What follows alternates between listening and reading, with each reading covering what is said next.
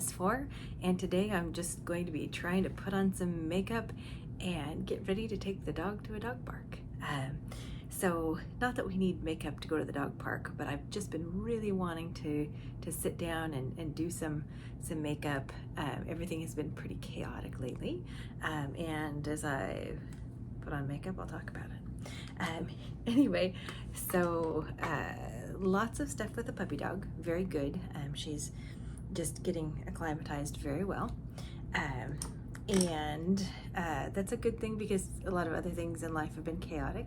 I'm just going to be using the Lawless powder for my foundation. So the writers have now been joined on strike with the actors in SAG, and so most all of the shooting, except for non-union and commercials, are going to be shutting down. So LA, the business, pretty quiet. It's going to be pretty quiet. There's a lot of things that are on the line. My partner is in the camera department, but if everybody else is on strike, they can't do anything.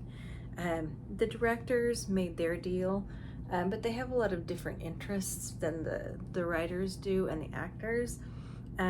They're really pushing back against studios with some of the AI things.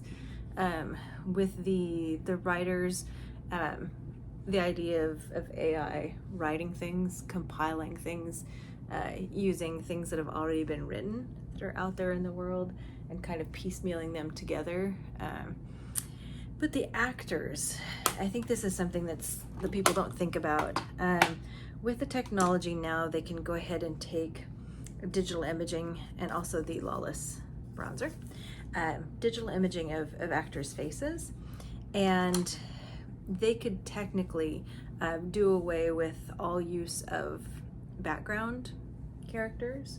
Think of a whole stadium full of people that now can be digitally produced, and they don't have to pay people residuals for that.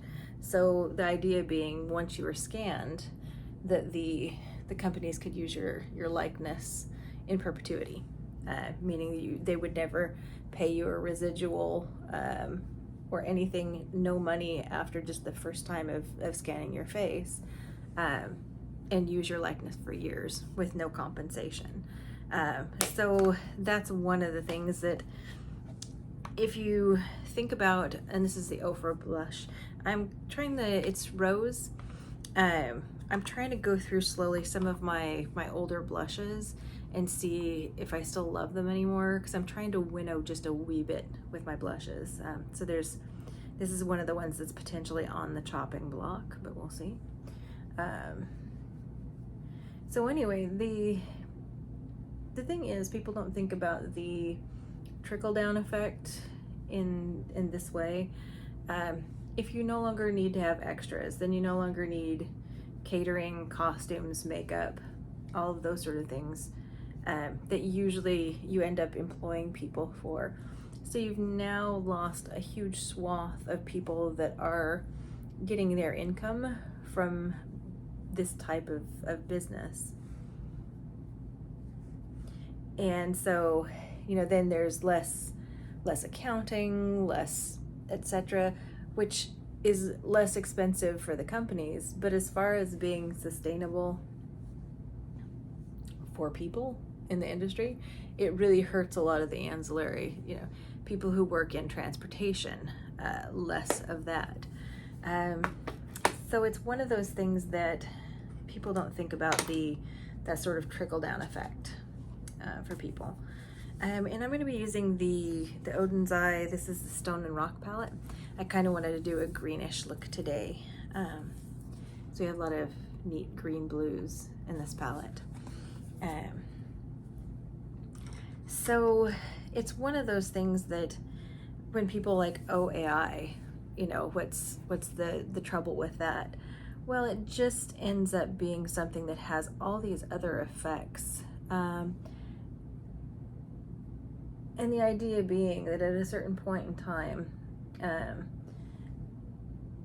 you wouldn't need to pay actors at all. You could, and what's the difference between doing that and doing animation? You know, you have to pay people for their voices, but if you have digitized their voices and you don't have some sort of a contract that says that you need to pay them residuals, you record their voice one time and then you have their voice in perpetuity that you can use as much as you want. You no longer have to pay people, you just have to pay them for a one-time access to their likeness or their voice, and that's it. I heard a really interesting, and I'm using this one in the middle right there. Somebody had used Elvis and taken all the different words and rewrote, like I think it was Baby Got Back, using Elvis's voice and all of these little snippets to create a song. So I feel like, you know, back in the day, you had like movies like The Running Man, and you had where a scene with Arnold Schwarzenegger that they had taken a likeness of him and put his face over somebody else and showed him getting killed, so they didn't have to explain that he'd broken out. Excuse me. And so it's one of those that, you know, you think, oh, it's science fiction back then, but it's real now. And one of the things that they were trying to do to show people not to even trust your eyes necessarily was some of the video editing that was happening, like excuse me, the rewriting, taking some of like the Obama speeches and people going back through and re-editing them to have it look like he was saying one thing when he wasn't. And so it's really interesting, the whole how can you verify truth from fact when you know that these things exist? Look at how pretty that is. That's this color right here. It's really a bright, vivid kind of a green. I like that. That's fun. So where do I want to go next? Let's go up here. In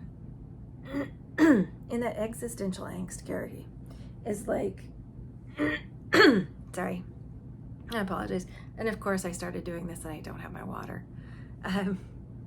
The whole idea of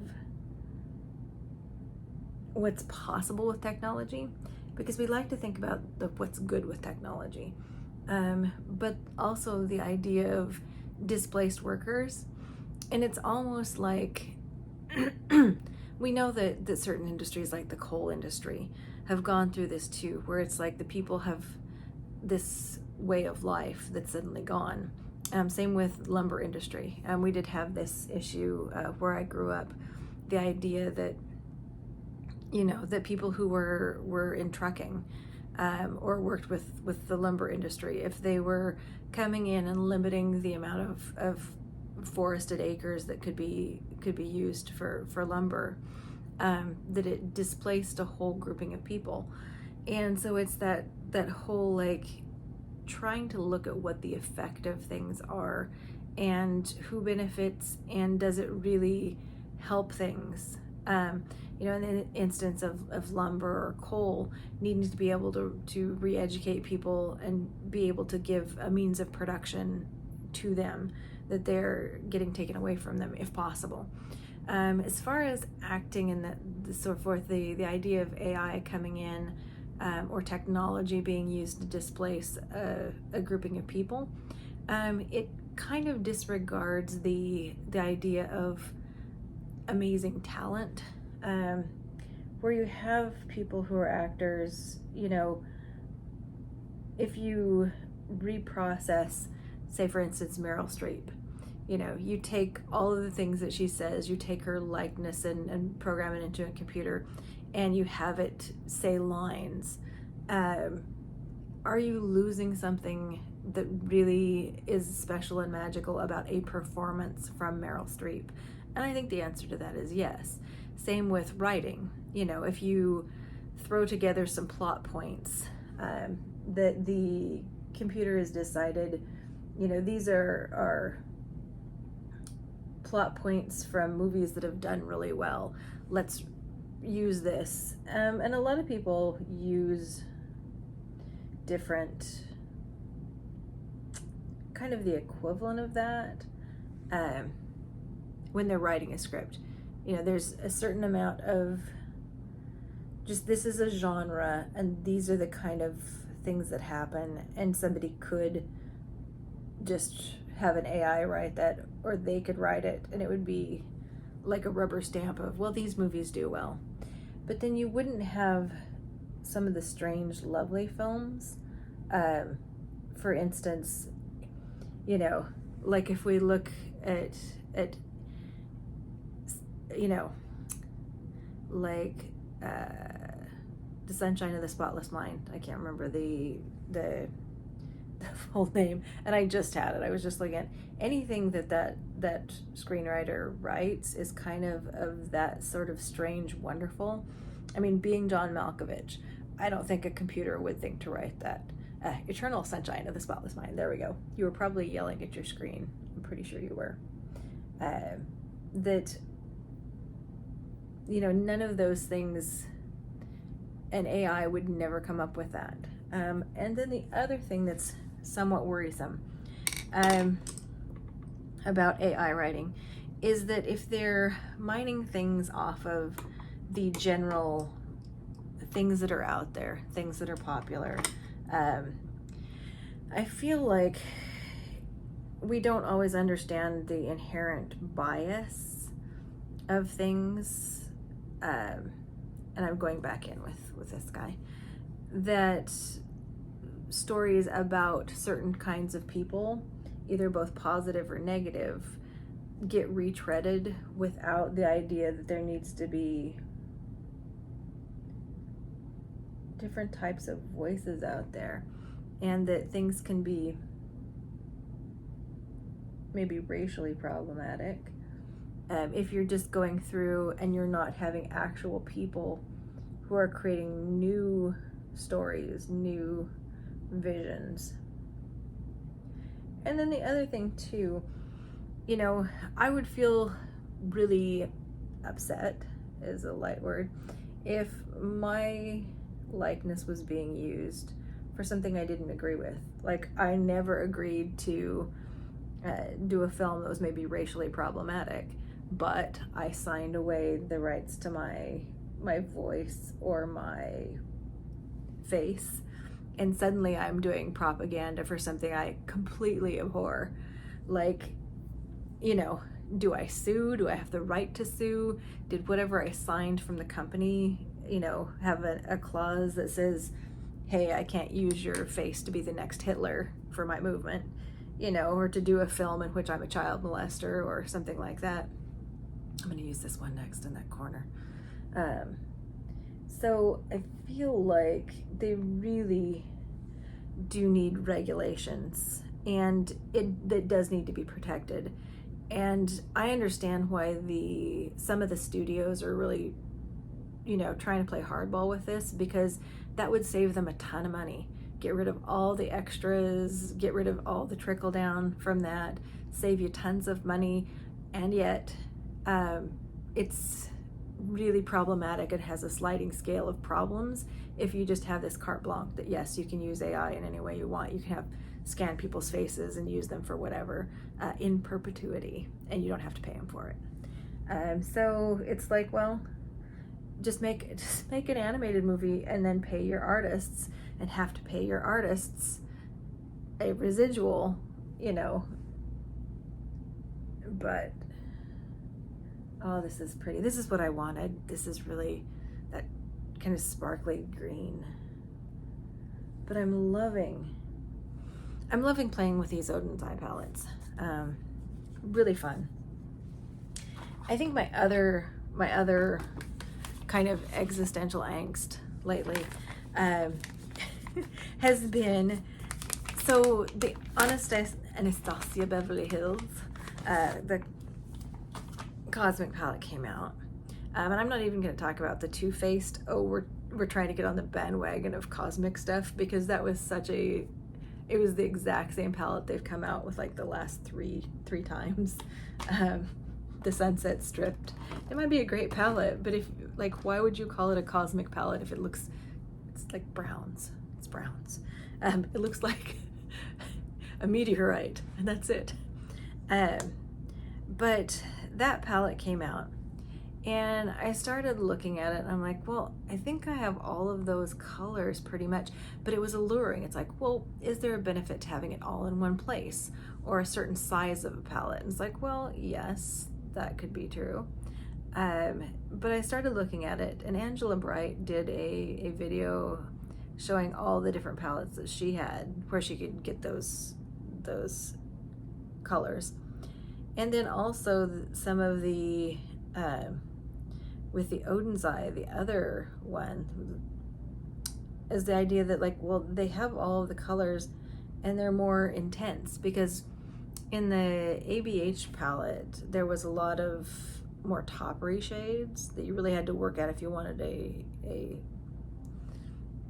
more serious payoff in it. And I started thinking about, it's like, I have all these palettes, and really the issue for me is being able to use what I have. And things keep coming out, and it's like, well, I'm not really getting to play with these things that I love, that I'm really enjoying, because there's all the new. And that's so we're gonna use the one of the limited edition, but it's the Charlotte Tilbury, the Island Dreams, because I thought that would make a good lip color.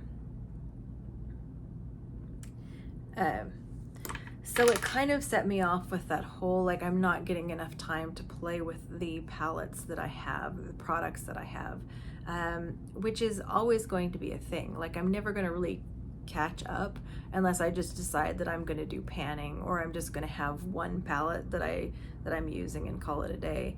But I felt like I'd gotten out of touch a little bit with what do I have with my shadows, and how do they perform. And so the ABH palette threw me into this tizzy a little bit with, like, okay, what palettes do I have? If I'm gonna follow Angela Bright's lead and go, okay, let me look at my situation. Like, and I was looking for that kind of grayish color. And so I pulled out the ColourPop Blow and Smoke. And so it was like, not just dupe the vibe, but definitely dupe the palette. And then figure out, it's like, okay, do I want to have all of those in one place, and so I just buy that palette? Or is it a chance for me to go ahead and dig deeper into my own collection to shop my stash? And I kind of got to the point where it's like, a little bit of both. I need to shop my stash for those things with, like, this palette that I know I can do better, even though they're in different places. But then the other one was, okay, there's new stuff coming out. Glamlight just launched the Hershey's number 2. That sounds like a poop joke, but it's not. The Hershey's second stab at things. And I ended up, let me pause to apply lipstick. You're probably yelling at the screen also.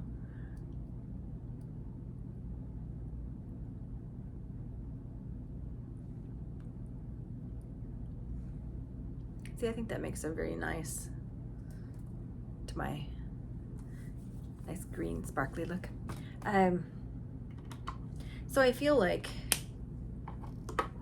with the Glamlight, the Hershey's collection number 2, that when they were doing a new lip color, not a lip color, but a lip pencil, they had the sharpenable pencils and all their other ones, and this one looks like it's a twist pencil, so I'm very curious about that. They also have some of the mini lip glosses that look a lot like the ColourPop. ColourPop came out with their chocolate collection with an auto box of chocolates, and I'm curious to how they compare with that. And I also really liked the color story for both the cookies and cream and the Hershey's, the milk chocolate palettes. So I purchased both, the full collection, both the cookies and cream and the milk chocolate. And I am excited to get that. It's supposedly shipping immediately, but with Glamlight, even the ship immediately takes takes a minute or two. So I'm getting that, but it's like, okay, I don't want to do a no buy. I might start doing a little bit of a low buy, but really what I'm asking myself to do is being a little more discerning with my desire, like to be able to take more time to figure out, you know, do I really have this in my collection and I need to just play in my collection more? Or is it something that it's like, this urge will pass, I just need to be giving it more time? But to kind of be a little more of a little more discernment and a little less like knee-jerk reaction to things. And I think that'll help both me to play in my collection more, but to also spend a little less money, because my partner is effectively on strike as well.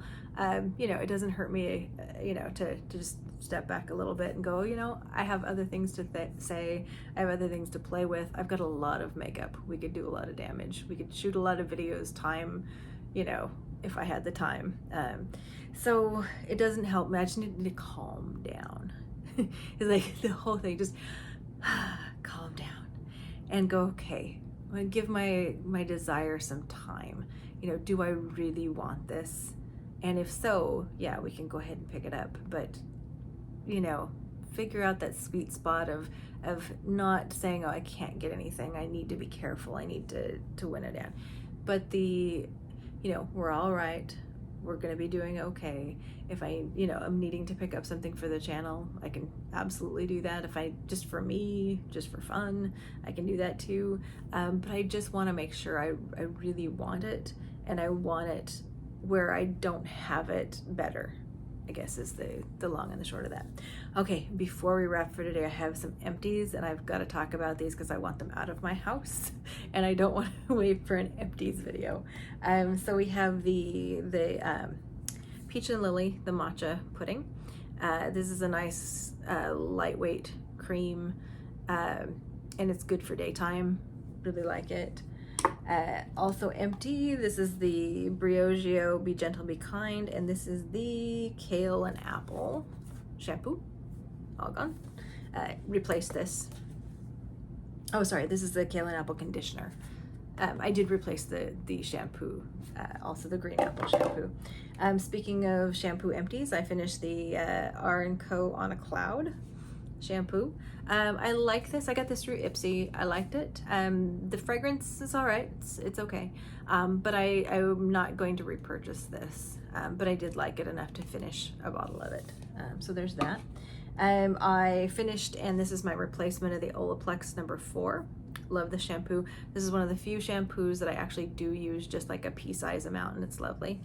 And then I just wanted to show you, so one of my favorite eye creams has been the Bye Bye under eye from the cosmetics, and they reformulated it, and I believe it was because they wanted it to be vegan.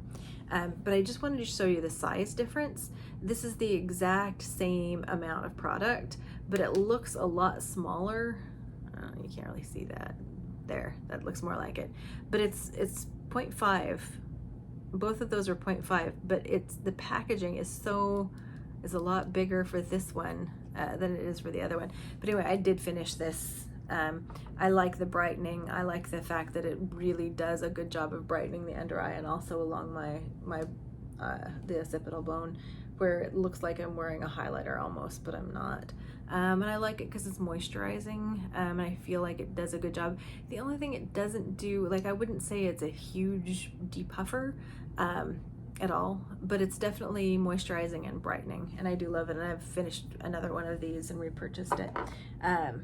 Okay, so that's the empties. I'm gonna go recycle those. Hope everyone is doing well, that, you know, wherever you're at, that you're healthy and happy.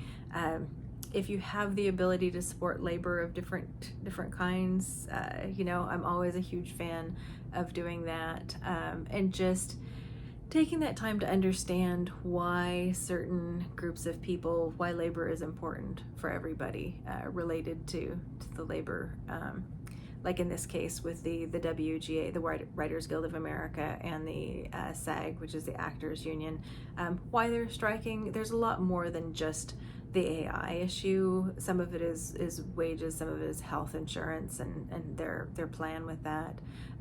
There's all sorts of issues at stake, but I just thought I would talk about the AI issue because I think maybe it's unclear for people what that entails for an actor and for a writer.